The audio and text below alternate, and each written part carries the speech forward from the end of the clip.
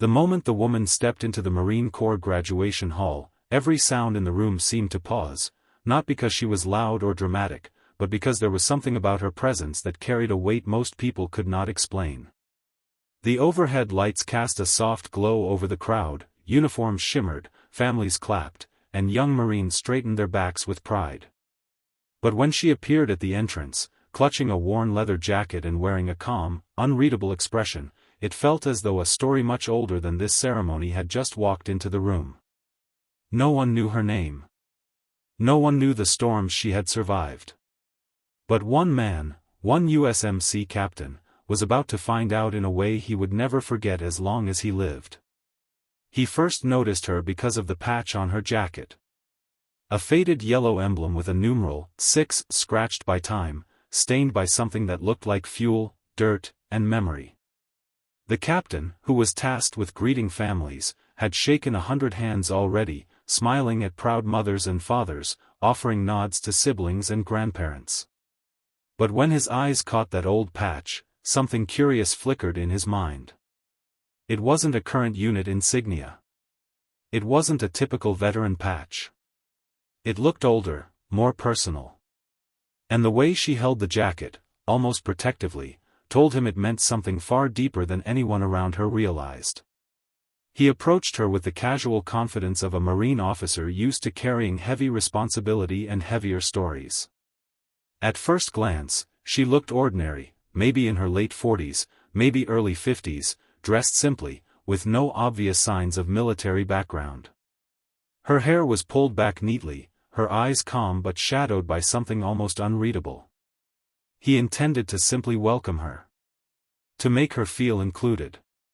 To ask the same kind of friendly questions he asked so many parents that day. But his first words, intended as harmless, would soon hit him harder than any battlefield shock he'd ever experienced. He smiled politely and asked, almost jokingly, "Ma'am, if you were in the service too, what was your call sign?" He expected her to laugh, maybe shake her head, maybe wave him off. Instead, he watched her expression shift ever so slightly, like someone quietly deciding whether to unlock a sealed memory. And then she said it, soft as a breath but sharp enough to cut through the noise of the hall. "Sticky 6. The captain froze. The color drained from his face as if the words themselves had gripped his chest and squeezed. Sticky 6. He knew that name. Every Marine who studied certain classified rescue missions had heard whispers about it. A ghost call sign. A name spoken among older Marines with respect, disbelief, and lingering pain. A call sign belonging to a woman who had once led one of the most dangerous humanitarian extractions in a war zone, where she saved 6 Marines who had been left for dead after an explosion destroyed their convoy. The story had become half legend, half warning. Bravery that came at a cost so heavy she disappeared from the military world afterward. Some said she died. Some said she quit. Some said she vanished because the trauma changed her beyond recognition. But none of those rumors prepared him for the fact that she was standing right here. Alive. Quiet. Alone. As the captain struggled to regain his breath, she simply walked past him toward the seating area. She didn't want attention. She didn't want recognition. She was here for one reason, and one reason only: her son was graduating today. A son who, like the 6 Marines she once pulled from rubble and fire, represented everything she had fought for: life, possibility, the chance for someone to become something larger than the pain they inherited from the world. She sat among other families, blending in even though her story could have filled entire books. Her mind drifted back, not by choice, but because the patch on her jacket always pulled her memories forward. She remembered the explosion, the fire, the screaming metal, and the taste of dust on her tongue. She remembered crawling over debris until her knees bled. She remembered digging with her bare hands to reach the trapped Marines whose radio signals had gone silent. She remembered carrying one after another, her arms shaking, her lungs burning, refusing to stop even when she could no longer hear her own thoughts. She remembered the 6th Marine, barely alive, whispering his mother's name before his breath faded. That moment had changed her. That moment had broken something inside her that she never fully repaired. After that mission, she left.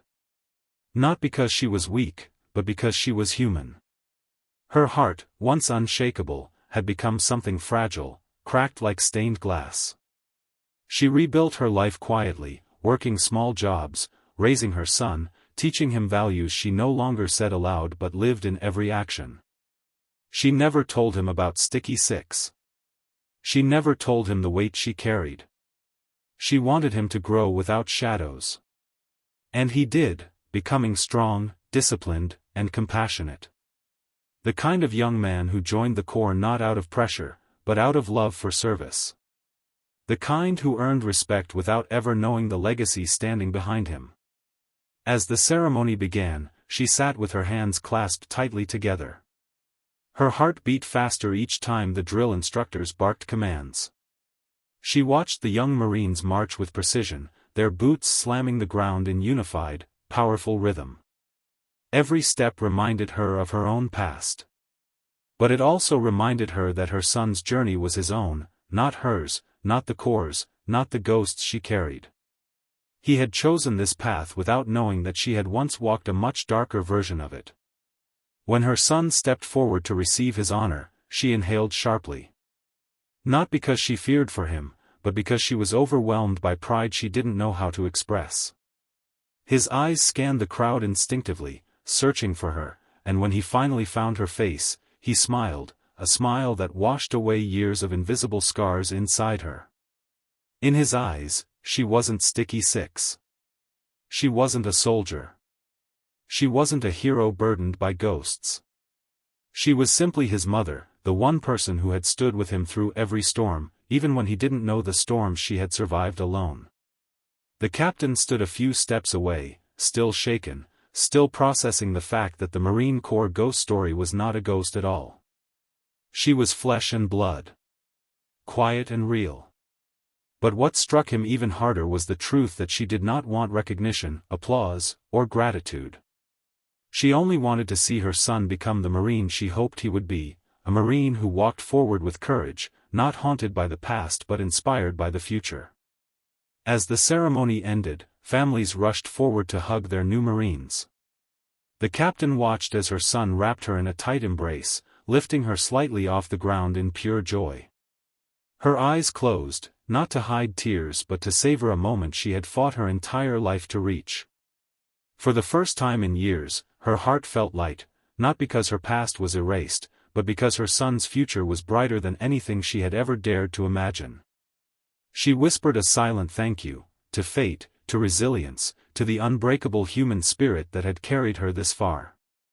And as her son pulled away, proud and glowing with achievement, she realized something else: she wasn't sticky six anymore. She wasn't a call sign. She wasn't a legend whispered in training rooms. She was simply a mother whose sacrifices had come full circle. And that was enough. If this story touched your heart, please take a moment to support the video.